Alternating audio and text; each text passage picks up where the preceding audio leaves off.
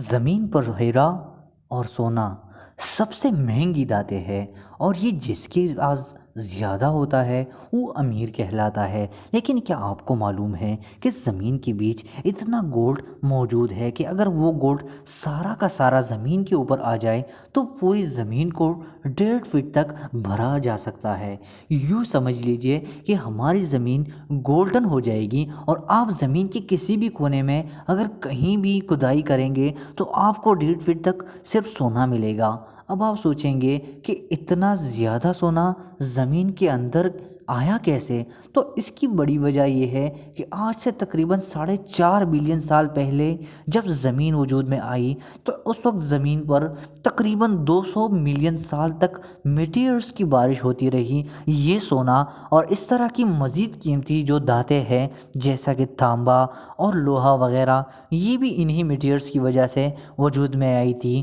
لیکن ایک بات یاد رکھیے کہ یہ سونا آپ زمین کے بیچ میں سے نکال نہیں سکتے۔ یہ بہت مشکل کام ہے، کیونکہ اس کی ایک وجہ تو یہ ہے کہ یہ زمین کے اندر 1800 میل گہرائی میں موجود ہے، اور دوسری بات یہ کہ زمین کے اندر اتنا ٹیمپریچر بہت ہائی ہوتا ہے کہ 5 سے 6,000 ڈگری سیلسیس تک ہوتا ہے۔ آپ نے آج تک باز یعنی فالکن یا ہاک کی بہت ساری تعریفیں سنی ہوں گی، یعنی کہ اڑان اونچی ہے، نظر تیز ہے اور شکار بڑا کرتا ہے۔ لیکن کیا آپ کو معلوم ہے کہ آسٹریلیا میں ایسے باز ہیں جو جنگل میں آگ لگا دیتے ہیں؟ جی ہاں، یعنی کہ پوری جنگل کو راکھ بنا دیتے ہیں، اور اس حساب سے اگر دیکھا جائے تو یہ جنگل کا خطرناک ترین پرندہ ہے جو سارے جانوروں کو اکٹھے ختم کر سکتا ہے۔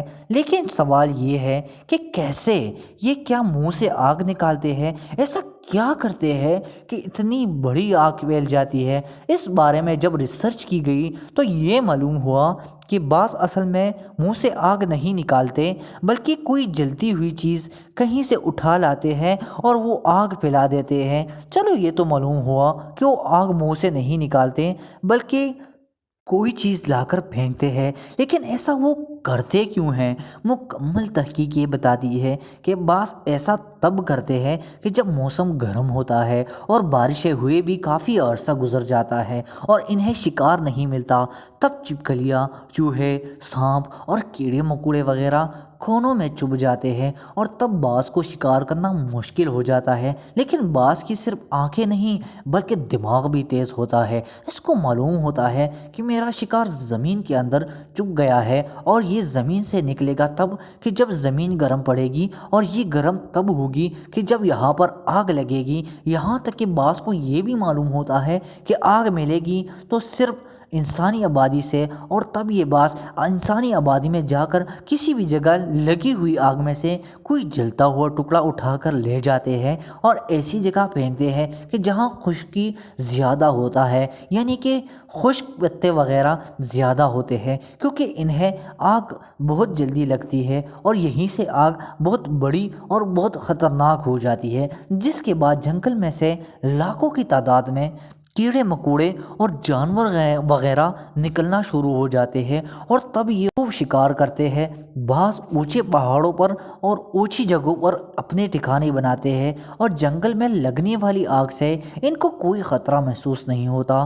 آپ سب نے ہی پیرامڈس یعنی اہراموں کے بارے میں سنا ہوگا۔ آپ کو یہ بھی معلوم ہوگا کہ دی گریٹ پیرامڈ کو دنیا کا 7واں عجوبہ مانا جاتا ہے۔ لیکن ایسا کیا ہے کہ اسے دنیا کا 7واں عجوبہ مانا گیا؟ اس کا اندازہ آپ اس بات سے لگائیں کہ یہ ریگستانوں پہ بنائے گئے ہیں، اور آپ کو معلوم ہوگا کہ ریگستانوں میں کیسی گرمی پڑتی ہے۔ لیکن اتنی گرمی کے باوجود بھی اگر ان پیرامڈس کے اندر آپ جائیں گے تو اندر کا ٹیمپریچر 20 سیلسیس سے زیادہ نہیں ہوتا، یعنی کہ اندر تو ایک طرح سے ٹھنڈ ہوتی ہے۔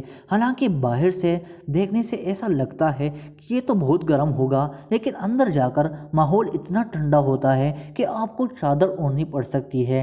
اس کے ٹیمپریچر کو باہر کے ماحول سے کوئی فرق نہیں پڑتا، بھلے ماحول جتنا بھی گرم ہو باہر، اس کو خوفو نام کے ایک کنگ نے 4,500 سال پہلے بنوایا تھا۔ ویسے اس وقت دنیا میں 118 سے زیادہ پیرامڈز ملے ہیں، جن میں سے یہ سب سے بڑا پیرامڈ ہے۔ اس کی اونچائی 481 فیٹ ہے اور اتنا مضبوط بنایا گیا ہے کہ 4,500 سال گزرنے کے باوجود بھی یہ آج تک خراب نہیں ہوا۔ دنیا کے ماہرین اس بات پہ حیران ہیں کہ اتنے پرانے زمانے میں اتنی مہارت سے یہ مضبوط اور ٹیکنیکلی عجوبہ کیسے بنایا گیا۔ وہ پتھر کے دور کا انسان بھی اتنا ذہین تھا کہ آج کے دور کا جدید انسان بھی ان کی بنائی گئی چیزوں کو ٹھیک سے سمجھ نہیں پا رہا۔ جس بات نے سائنسدانوں کو سب سے زیادہ حیران کیا ہے وہ یہ کہ ان پیرامڈز میں استعمال ہونے والے بلاکس میں سے ہر ایک کا وزن 2 ٹن سے کم نہیں ہے، لیکن اس دور میں اتنے وزنی پتھر کو وہ لوگ اٹھانے میں کامیاب کیسے ہوئے؟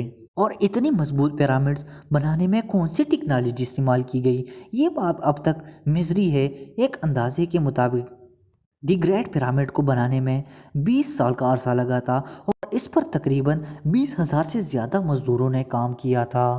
دوستو، آج کے لیے بس اتنا ہی۔ ویڈیو پسند آئے تو لائک کریں اور چینل کو سبسکرائب کرنا نہ بھولیے۔